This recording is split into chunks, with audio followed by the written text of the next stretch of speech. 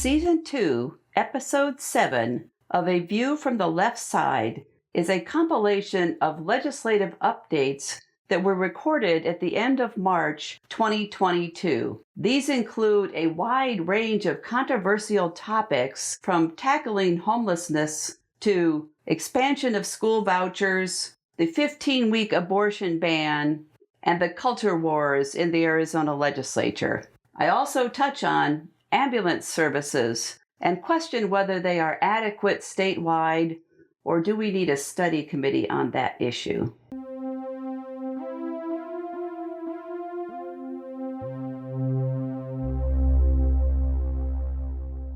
Bills Tackling Homelessness and Addiction Ignore Poverty Link, recorded March 22, 2022.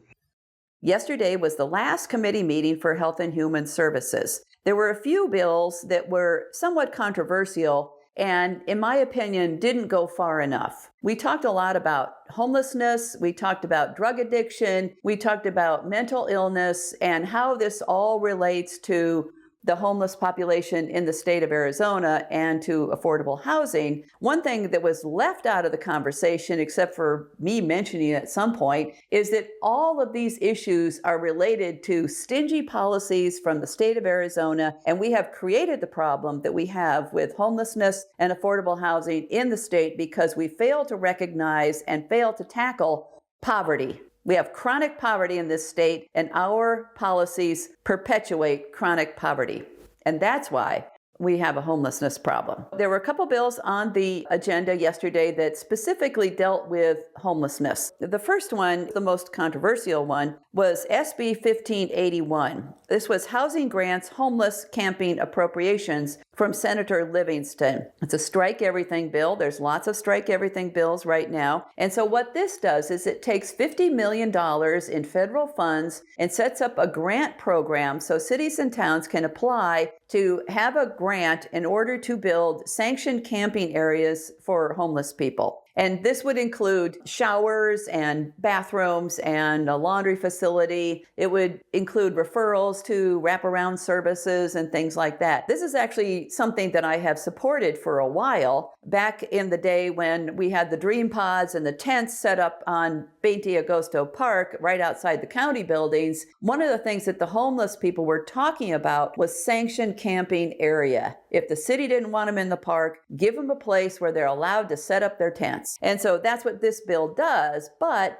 I ended up voting against it because it has some civil liberties issues. For example, this bill says that any city or town who takes the money from this grant program has to fully enforce their street sleeping bans. And so this has actually been the subject of a court case in the Ninth Circuit Court, and they said that cities can't enforce these no sleeping on the street bans when they don't have any indoor beds for the homeless. There's a little bit of a legal wrinkle to this. And so this says that a team of a counselor, some sort of a social worker, and potentially a policeman coming around, finding homeless people and saying, hey, why don't you move yourself over to this sanctioned camping area? And if they refuse, they could be arrested. We don't want to criminalize being homeless. We don't want sweeping the homeless people and shoving them into some sort of a cordoned off area just so they won't be an eyesore in front of somebody's business, which is primarily what we heard about. Oh, homeless people on the street, it's bad for business. Well, it's bad for them and their families also. And so I voted against it because they need to take care of the civil liberties issues about this bill. I'm a no until they fix it. Another one that we had was SB 1263. This is Lottery Fund Shelter Services, another strike everything. This takes $3 million from the lottery money and puts it into shelter services. Sounds like a good idea. The problem is that there are so many people living on the street that this is just a drop in the bucket. I voted for it, but still it's not enough money. Another one that we had was SB 1467. This is Access Drug Treatment Testing Reporting. Apparently, the state of Arizona is spending $8.9 million in Medicaid funds on drug treatment. and they don't really have any evaluation. The only reports that have looked at cost, not effectiveness. You need to look at the effectiveness. And so what this does is that it sets up the Recovery, Support, and Accountability Program in the Arizona Healthcare Cost Containment System. My area was addiction when I was at the University of Arizona, and it takes a long time for people to quit drugs, even drugs like nicotine. It can take 7 attempts to quit smoking cigarettes. And so each one of those attempts is a learning experience. What this bill does is that it focuses on hounding people after treatment for drug testing. And so drug testing and the threat of drug testing is not going to keep them quit from drugs. It's going to stress them out. Every relapse is a learning period, and we should get them back into counseling or back into treatment rather than trying to hound them about drug tests. And so this bill is a bad idea. It's also not well thought out. They don't have any experience in research. I asked them, questions about a quit rate and how they would calculate it across all these disparate services, and they're like, ugh. They didn't know. They don't have a clue. This bill is needed. We should be evaluating our drug treatment services that we're paying for, but this bill is not ready for prime time, and I voted against it because it's just hounding patients. You can see how we're nipping around the edges of homelessness and poverty and drug addiction and mental illness, but we'd have no comprehensive plans on this. It's all one-off bills and strike everything bills that popped out of somebody's head or it was brought to them by a lobbyist. We need to fix these programs, but we need a comprehensive look at it. And we also have to address poverty. We're not addressing poverty. We're only addressing the result of poverty, not the root causes.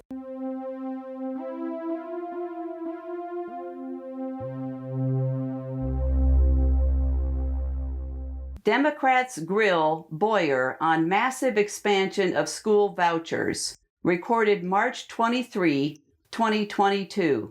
Today's video is about school voucher expansion. We had our second school voucher expansion bill in the Ways and Means Committee today. So why vouchers heard in Ways and Means? I guess because the education chair doesn't want to hear them. And so this was an interesting discussion today. Senator Paul Boyer brought his bill forward. He had 3 people testifying in support of expansion of school vouchers, and all 3 of those people were from basically the same neighborhood in South Phoenix. Boyer said a couple of times that giving opportunity to poor children by sending them to private school with state funds should be a bipartisan issue. I reminded him that back in 2018, we had a bipartisan statewide vote in which the voters of Arizona voted in a 2-to-1 margin to say no to school voucher expansion. Since that was a statewide vote, I asked Senator Boyer if he had a statewide stakeholder process to hammer out this long and complicated, massive expansion of school vouchers. And basically, he responded with nationwide polling data that he had given us a couple years ago. So no, he did not have a stakeholder process for this bill at all. He didn't go to Tucson or San Manuel or Benson or Yuma or Tuba City to ask the parents what they think about expansion of school vouchers. I think this is disingenuous for the majority party to say that they don't have to ask parents what they think about expansion of private school attendance with public funds. Why not? The Republicans have multiple bills that are saying that schools and teachers have to have books, curricula, and teaching materials reviewed online by parents in advance before their kids are exposed to that material. Well, why aren't those same parents who are so in tune with what books are being used in their school, why aren't those parents statewide being asked about voucher funding? Another thing that came up in committee was how much was enough money for schools. Representative Grantham asked a teacher how much she raised on the bake sale because he was willing to give her school that much money. That is insulting. Let's bring our schools up to number 25 nationwide, and then let's talk about vouchers. Also, let's have an opportunity weight on school funding. Those D&F schools in the poor neighborhoods are not getting the funding that they deserve in order to help those children who might not have a roof over their heads, or those children who might not have had breakfast today, or those children whose father or mother is in jail. Those are the kids that we need to help. And we're not helping them by giving them this fantasy of sending them from South Phoenix to Scottsdale on an Uber to go to Catholic school. That's what this is about. One of the women who testified said that the public school might not be aligned with her religion. So send your kid to a religious school. I got my education in public school. I got my religious education at St. Peter's United Church of Christ in Amherst, Ohio, and in my membership with the Rainbow Girls. That's where religion belongs. It belongs in church, and it belongs in community groups. Religion does not belong in schools, especially not schools that are funded with state dollars.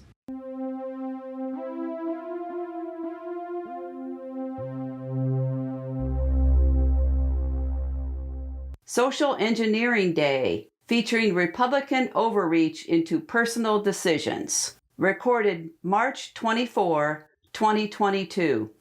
So we had a very short agenda today, only 5 bills, but 3 of them were very controversial. So it took a while to get through it. We should have labeled this Social Engineering Day for the Republican Party because 3 of the 5 bills were about the Republicans telling you what to do in your private life. Now, ironically, because of the theme of the day being government controlling your lives, a few of us actually quoted Ronald Reagan. You'll remember that President Ronald Reagan infamously said that the 9 most terrifying words in the English language were, "I'm from the government and I'm here to help." Well, I quoted him because I said that parents actually don't need their help when they're deciding if they want to become parents or not. Are we going to become an authoritarian government that dictates who has a baby and who doesn't have a baby and when this happens? I hope not. But that's where we are headed with bills like the one we heard today, which is SB 1164. This is the 15-week abortion ban. As you know, often women don't even know they're pregnant until after 15 weeks. They don't know the status of the child or the fetus at 15 weeks. So why would the government dictate that there could be no abortion after 15 weeks? We hear a lot about parental choice. Oh, parents need to be able to see the school books in advance. Parents need to be able to have school choice. Well, the ultimate in parental choice is deciding whether or not to become a parent and when you want to become a parent. And you know what? Parents don't need government interference in birth control or family planning.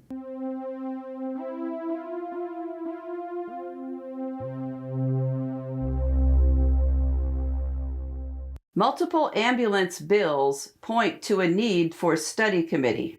Recorded March 29, 2022. Today's video is about ambulance services.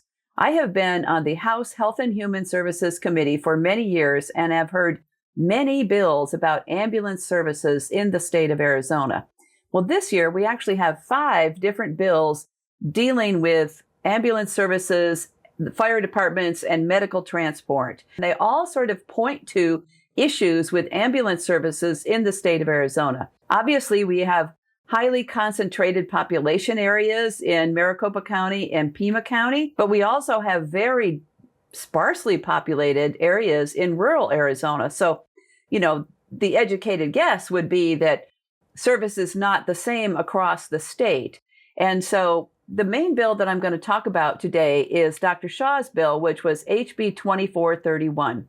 This already passed the House. I voted for it in committee, but voted against it on the floor of the House. And that's because I think that it points to an issue, but this bill does not solve the problem. And I really believe that looking at the 5 bills that have been proposed in the legislature this year regarding ambulance services, that we really need a statewide study committee to see what the services are in the state of Arizona and look at how we can improve it. With Dr. Shaw's HB 2431, he had some fire department data from Maricopa County. It's very raw data, but it showed a differential pickup rate for people who call the Phoenix Fire Department and people who call other fire departments in Maricopa County, for example, the Scottsdale Fire Department or Gilbert or Mesa. And so what he found with this very preliminary raw data, not clean data, is that you're more likely to get transported to the hospital if you live in Scottsdale or one of these other suburbs than if you live in Phoenix. And the difference is pretty dramatic. The transport rate from the Phoenix Fire Department is about 32%. So 32% of the people who called get transported to the hospital in Phoenix. But in Scottsdale and some of the other cities, it's more like 60%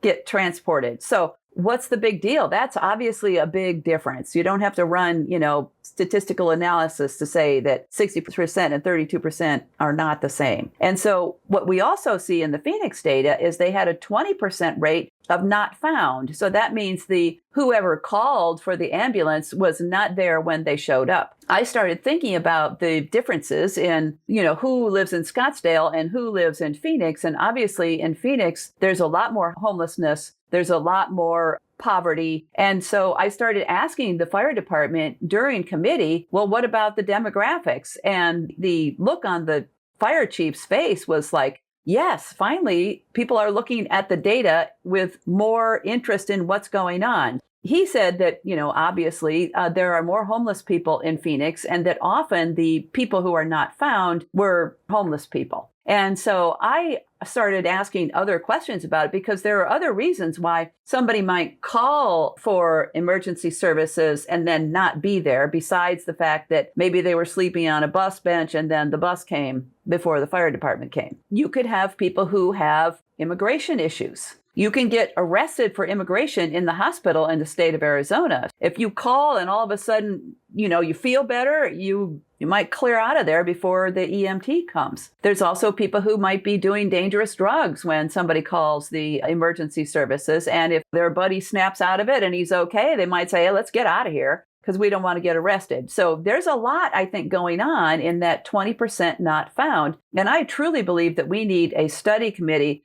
to look at this, because if that 20% is homeless, as the fire chief said, then that shows us the cost of forcing homeless people to live on the street. Maybe we should have them housed, and then we wouldn't have all these unnecessary calls for ambulance services. There's a lot more to see in that data, and I really do believe that we need to look at data and response times statewide. Representative Burgess has 2609. This talks about ambulance response times. And it talks about technology that tracks ambulance response times. Obviously, she's kind of going after how long does it take an ambulance to get to somebody in rural Arizona. It also has some procedures about certificates of necessity for ambulance services. There's a Representative Cobb bill, which is 2374. This is sort of like freelance ambulance services. This says that somebody could, have a truck and be supervised by a doctor, and they could go out and do acute care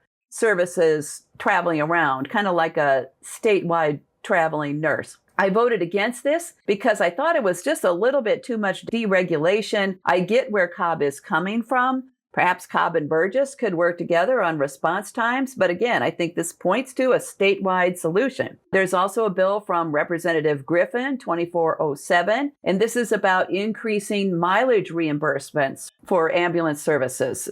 In rural Arizona, that's a big deal. Obviously, they're doing long haul driving sometimes. And then lastly, there is SB 1210 from Senator Bartow, and this is about transport of seriously mentally ill people. A lot of times they're transported by police. We know from some of the police data that police don't always know how to deal with these people. And so this says that a municipality can have another service transport the seriously mentally ill rather than the police. And so again, 5 different bills, all nipping around different issues with ambulance services. And I think we should throw them all together in a pot and have statewide hearings on this. Not just an interim committee that sits up here in Phoenix and talks to each other, but actually go around to different parts of the state and talk to constituents and say, what's the service like here? Is the transport rate for a white man the same in Scottsdale as it is in some other city? Are there demographics involved in who gets transported and who doesn't get transported? Are there immigration issues? Is it a homeless issue? There's lots of questions. I have a background in research. I think this needs study.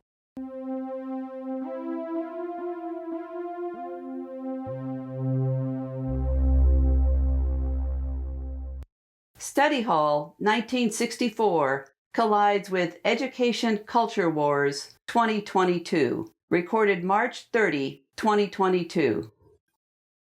Today's video is about school. We have had many bills in the Arizona House this year about school, and it's not so much about fully funding school, which would be awesome. No. These are culture war bills about controlling schools, controlling speech, controlling teachers, and I think it's really kind of gone off the rails. I was listening to the Appropriations Committee meeting the other day, and there were so many parents who were distraught because they couldn't control every single piece of information that was given to their children.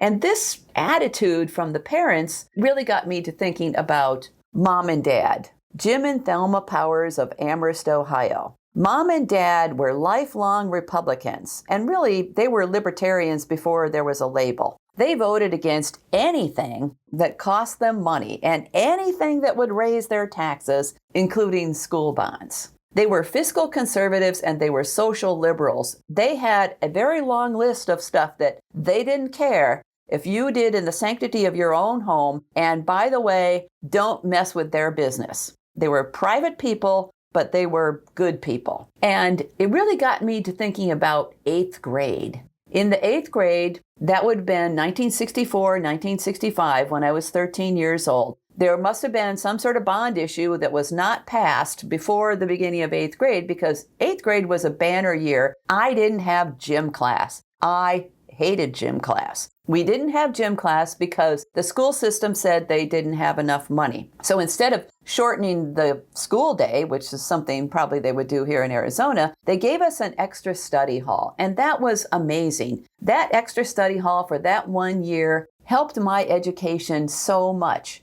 In Amherst, we had a lot of rules in our schools back then. You couldn't sit with your head on the desk and take a nap in study hall. You had to sit in your chair and you had to do your homework. And if you didn't have any homework, the study hall monitor sent you to the library, which was right next door to the study hall, and you had to get a book. What happened as a result of my parents not passing the bond issue was that I read more books in 8th grade than I think I ever have in my entire life. And it opened my eyes. I read things like Black Like Me.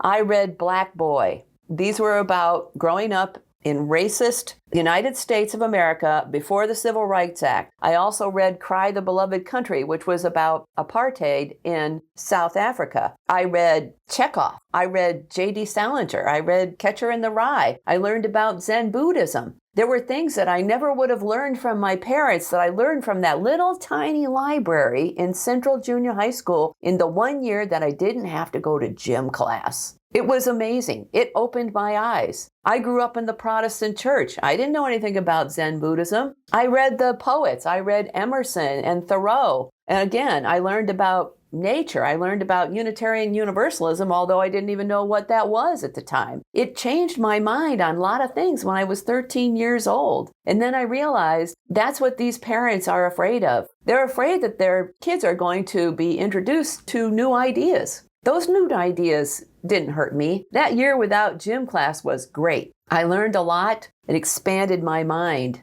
I think the parents need to just trust the schools. My parents trusted the schools and they trusted the government, and they were libertarians. They were fiscal conservatives and social liberals and good people. Thanks so much for tuning in to A View from the Left Side today. If you enjoyed the show, please consider liking this podcast on social media and becoming a subscriber. This is Representative Pam Powers Hannley signing off. Until next time, please take care of yourself, stay healthy, and stay vigilant.